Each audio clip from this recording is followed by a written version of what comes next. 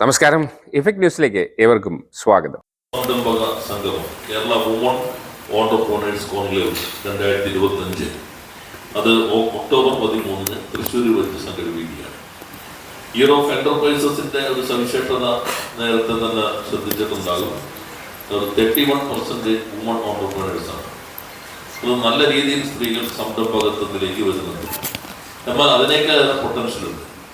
വന്ന സംരംഭകരെ അവരെ ചേർത്ത് പിടിച്ച് മുന്നോട്ട് കൊണ്ടുപോവുക, അവർക്ക് ആവശ്യമായിട്ടുള്ള പിന്തുണ നൽകുക, അതോടൊപ്പം തന്നെ അവർക്ക് കുറെ കൂടി സ്കെയിലപ്പ് ചെയ്യാൻ ആവശ്യമായിട്ടുള്ള സാങ്കേതികവും സാമ്പത്തികവുമായിട്ടുള്ള പിന്തുണ നൽകുക, മാർക്കറ്റിംഗ് ഉറപ്പുവരുത്തുക, അവരുടെ ഉൽപ്പന്നങ്ങൾ പരിചയപ്പെടുത്തുന്നതിനുള്ള ഒരു സൗകര്യമൊരുക്കുക.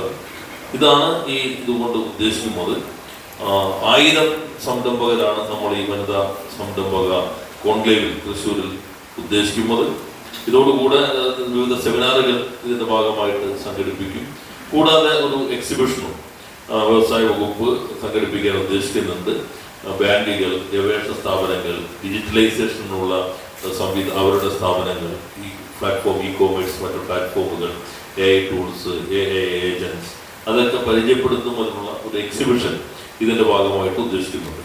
പിന്നെ ഉദ്യോഗസ്ഥരും സാങ്കേതിക വിദഗ്ധരുമായിട്ടുള്ള ഒരു ആശയവിനിമയത്തിനുള്ള പ്ലാറ്റ്ഫോം വനിതാ സംരംഭകർക്ക് ഈ പരിപാടിയുടെ ഭാഗമായിട്ട് ഉദ്ദേശിക്കുന്നുണ്ട്.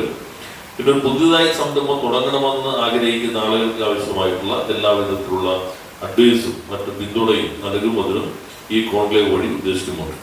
ഇപ്പോൾ റാം സ്കീം നമ്മളിപ്പോൾ കേരളത്തിൽ വിജയകരമായി നടപ്പിലാക്കിക്കൊണ്ടിരിക്കുകയാണ്. 500 പേരെ നമ്മൾ അതിന്റെ എക്സിക്യൂട്ടീവ്സായി തദ്ദേശ സ്വയംഭരണ സ്ഥാപനങ്ങളിൽ നിയമിച്ചു കഴിഞ്ഞിട്ടുണ്ട്.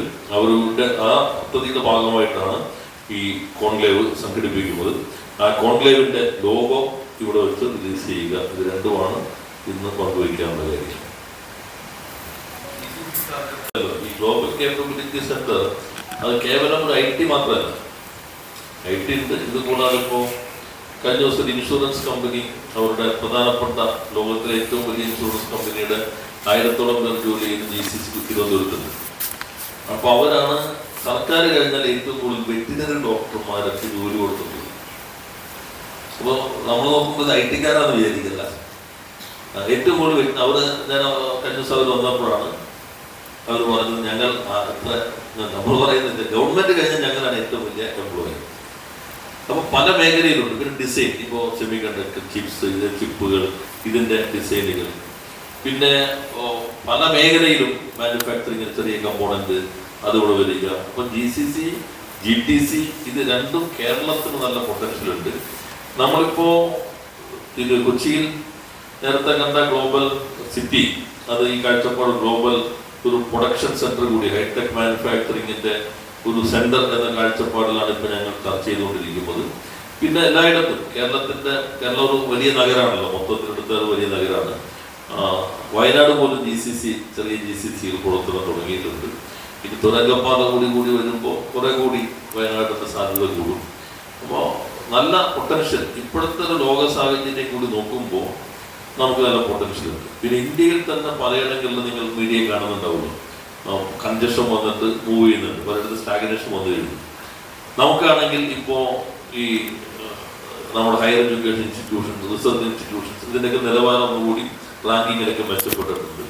നമ്മൾ അവരെ ആകെ ഒരു പ്ലാറ്റ്ഫോമിലേക്ക് ഇപ്പോൾ കൊണ്ടുവരുന്നുണ്ട്. റിസർച്ച് ഇൻസ്റ്റിറ്റ്യൂട്ടുകളുടെ ഫുൾ ടൈം ഇന്റേൺഷിപ്പ് ഏർപ്പെടുത്തിയിട്ടുണ്ട്.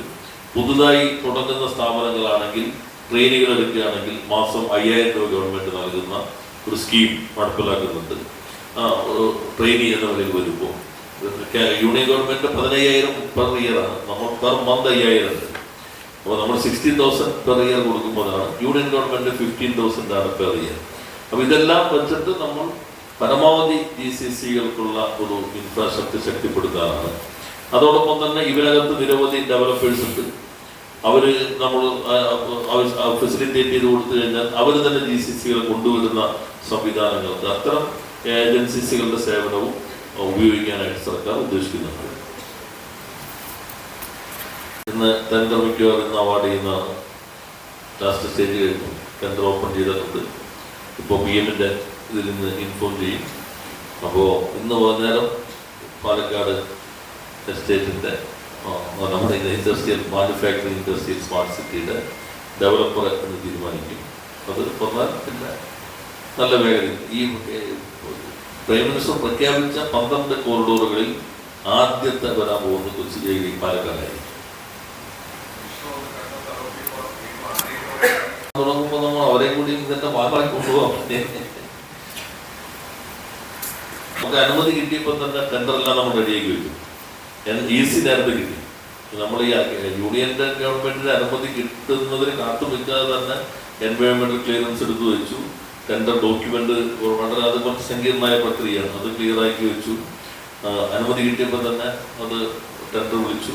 ഇപ്പോൾ പിന്നെ ടെക്നിക്കൽ ബിഡ് കഴിഞ്ഞ് ഫിനാൻഷ്യൽ ബിഡ് തുറന്നു കഴിഞ്ഞിട്ടുണ്ട്. നല്ല കോമ്പറ്റീഷൻ ഉണ്ടായിരുന്നു.